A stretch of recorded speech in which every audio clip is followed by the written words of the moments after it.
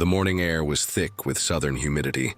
As an 18-year-old boy stood at the train station in Mobile, Alabama, clutching a worn canvas bag by his feet. It was 1952, and America was still a land divided, not just by state lines, but by the invisible walls of segregation and silence. He had just $1.50 in his pocket, barely enough for a hot meal, let alone a new beginning, but he wasn't chasing comfort. He was chasing something bigger, something only he could see.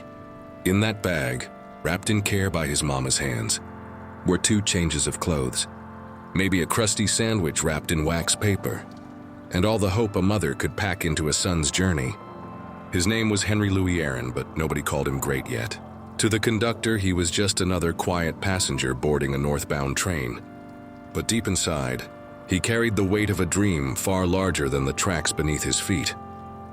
He was heading to Indiana to join the Negro Leagues, not for glory, but for opportunity, because sometimes it only takes a bat, a bag, and a dream to change the course of history. And though the world didn't yet know his name, Hank Aaron was about to step onto the train and into legend. Indiana greeted him not with open arms, but with cold bus stations and quiet stares. Hank Aaron arrived to join the Indianapolis Clowns of the Negro Leagues, a team as proud as it was underfunded, a league as brilliant as it was overlooked.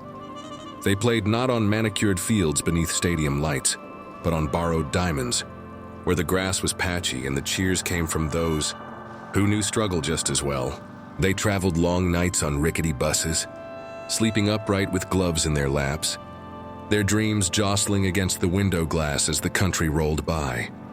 Hank swung his bat with grace, not for applause, but because every crack of wood against leather felt like defiance, a declaration that he, too, belonged. He played with a quiet fire, hitting so well that even the White Scouts in the stands could no longer pretend not to see. The world was beginning to notice. And in the bleachers of forgotten fields, destiny stirred. Hank didn't just play baseball, he endured it. He endured insults hurled from the crowd like stones, endured nights when hotels said no coloreds, endured the weight of proving not just his talent, but his worth. And through it all, he never shouted. He never boasted. He just swung and ran and dared the world to catch him. It was 1954 when the Milwaukee Braves called his name, and just like that, the boy with $150 in his pocket stepped into the major leagues. But the bright lights of the stadium couldn't erase the shadows he carried with him. Hank Aaron was now a black man in a white man's league. And though his swing was pure poetry, the world around him was anything but kind.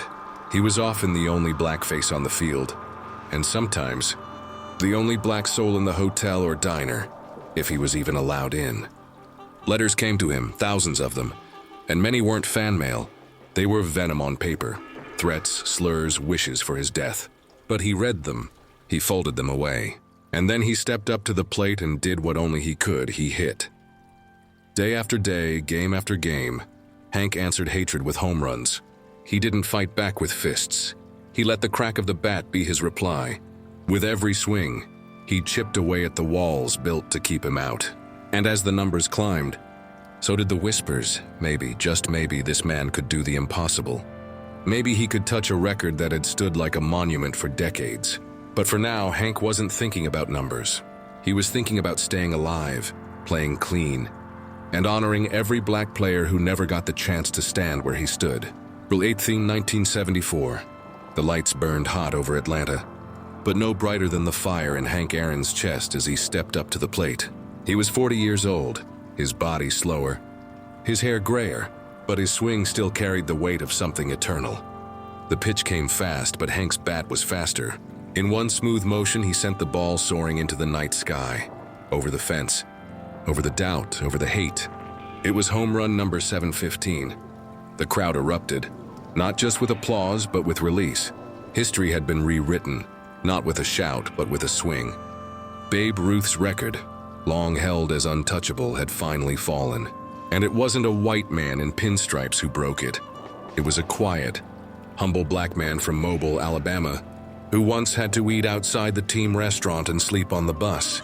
As he rounded the bases, 2 young fans ran onto the field to pat him on the back. And for a moment, the world forgot how cruel it had been. He didn't raise his arms in triumph. He didn't gloat. He simply touched home plate as he always had, with dignity. And in that moment, every sacrifice, every insult, every long night on the road felt worth it. Because Hank Aaron had not just broken a record, he had broken a barrier.